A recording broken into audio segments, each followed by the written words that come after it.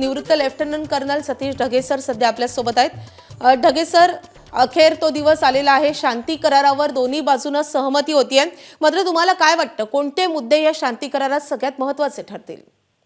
नक्कीच आज घडीला जे आहे इराण आणि अमेरिका या दोन्ही बाजूने जे आहे अधिकृतरित्या या memorandum of understanding for piece एक प्रकारे अंतरिम कराराशी संबंधित सहमती त्या ठिकाणी दाखवलेली आणि त्या अनुषंगानं 19 जूनला अधिकृतरित्या जिनिव्हामध्ये यावर इलेक्ट्रॉनिक स्वाक्षरी होणार आहे। वेगवेगळ्या प्रकारचे दावे प्रतिदावे दोन्ही बाजूने त्या ठिकाणी केले जात आहेत आणि एक सर्वात महत्त्वाची बाब या संघर्षापेक्षाही माझ्या मते सगळ्या जगाचं लक्ष ज्या गोष्टीकडे लागलेलं आहे ते म्हणजे होर्मुझची सामुद्रधुनी केव्हा खुली होणार।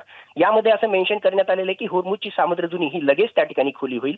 असं जरी असलं तरी आज घडीला होर्मुझच्या सामुद्रधुनीमध्ये मोठ्या प्रमाणामध्ये मायनिंग केलेलं आहे, म्हणजे सागरी सुरुंग पेरून ठेवलेले आहेत। मग त्यासाठीचं डी मायनिंग ऑपरेशन हे अमेरिका, युनायटेड किंगडम त्याचबरोबर फ्रान्सच्या मदतीनं त्या ठिकाणी करेल, ज्यासाठी काही दिवसांचा काही आठवड्यांचा कालावधी लागू शकतो। त्याचबरोबर या होर्मुझच्या सामुद्रधुनीच्या दोन्ही बाजूनं शेकडो जहाज जे आहेत ते अजूनही अडकून त्या ठिकाणी पडलेले आहेत।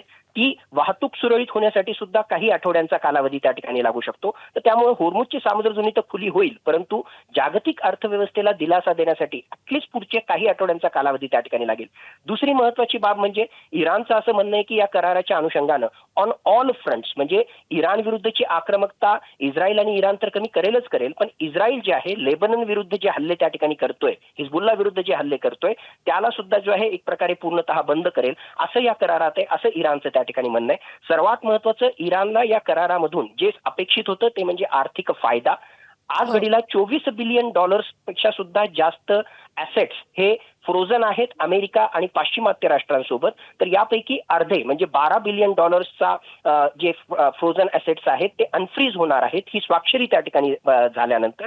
आणि एकूणच अमेरिका सुद्धा जे आहे त्यांचा नेव्हल ब्लॉकेड इराण विरुद्धचं कमी करेल, आपल्या सैन्यांची जी जमवाजवळ त्याने इराणच्या भोवती केली होती ती कमी करेल।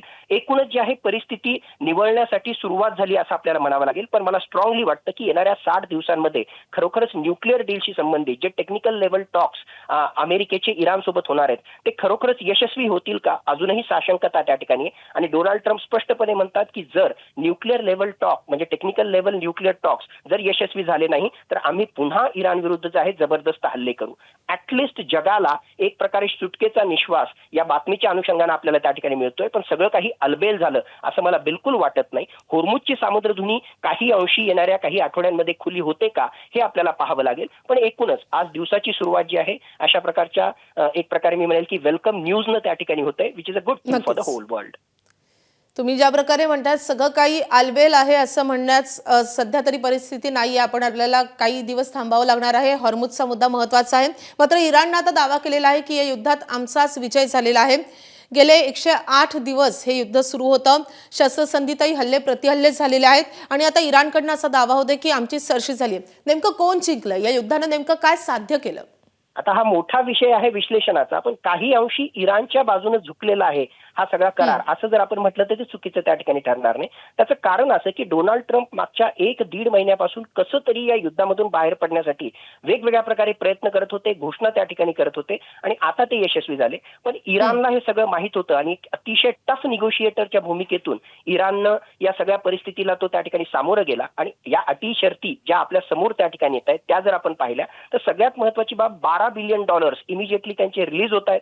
येणाऱ्या काळामध्ये 60 दिवसांमध्ये उरलेलंही जे फ्रोझन ॲसेट्स आहेत ते त्या ठिकाणी रिलीज होतील। पहिली गोष्ट, अमेरिका जो आहे नेव्हल ब्लॉकेड त्या ठिकाणी हटवणार आहे। दुसरी गोष्ट, तिसरी सगळ्यात महत्त्वाची गोष्ट की हे तर युद्ध आहेच आहे, पण इराण समर्थित हिजबुल्लावर इस्रायलनं हल्ले करू नये यासाठी सुद्धा जे आहे या करारामध्ये काही गोष्टींचा त्या ठिकाणी समावेश आहे। म्हणजे या सगळ्या बाबी ज्या आहेत कुठेतरी इराणच्या बाजूने जाणार आहे त्या ठिकाणी त्याच्यात आहेत। म्हणून इराण जरी छोटा देश त्या ठिकाणी दिसत असला आणि त्याचं प्रचंड लष्करी दृष्टिकोनातून त्याचबरोबर आर्थिक दृष्टिकोनातून नुकसान जरी त्या ठिकाणी झालेलं असलं तरी एका टफ निगोशिएशनच्या भूमिकेतून आणि असिमेट्रिक वॉरफेअरच्या माध्यमातून अमेरिकेकडून त्यानं बऱ्याच गोष्टी ज्या आहेत त्या मानून त्या ठिकाणी घेतल्या। खरोखरच विश्लेषण करायचं असेल तर 28 फेब्रुवारीला काय परिस्थिती होती आणि आज काय परिस्थिती हे जर आपण पाहिलं तर 28 फेब्रुवारीच्या अगोदर होर्मुझची सामुद्रधुनी चोक नव्हतीच।